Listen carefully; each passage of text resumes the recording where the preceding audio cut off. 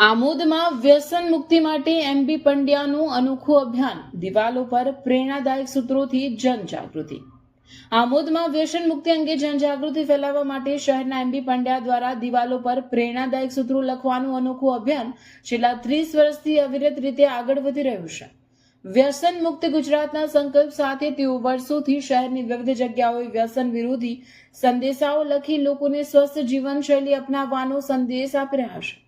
તેમના આ પ્રયત્નોથી યુવાનો સહિત તમામ વર્ગોમાં વ્યસનના દુષ્પરિણામો અંગે જાગૃતિ લાવવાનો સકારાત્મક માહોલ સર્જાઈ રહ્યો છે।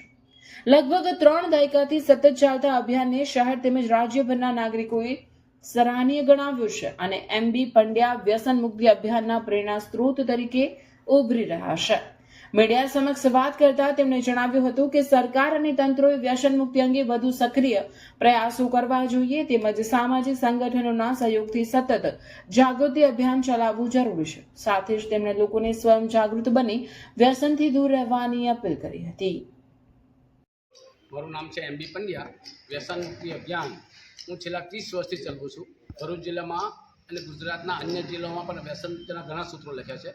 બાપુ આજે હું આમોદની અંદર ગાંધી બાપુના આશ્રમમાં આવ્યો છું અને આજે મેં દૃઢ સંકલ્પ કર્યો છે કે સરકાર સામે મારે દારૂ ગુટકા સિગરેટ વિમલ ગુટકાઓ બંધ થાય, વ્યસનો બંધ થાય એવી મેં આજે પ્રતિજ્ઞા કરું છું। અને સરકારને પણ હું એક વિનંતી કરું છું કે યુવાનો બચાવવા માટે, મહિલાઓ બચાવવા માટે અભિયાન ચાલુ કર્યું છે તો સરકારે એમાં સપોર્ટ આપે, દારૂના અડ્ડાઓ પર વધુને વધુ રેડ પાડે।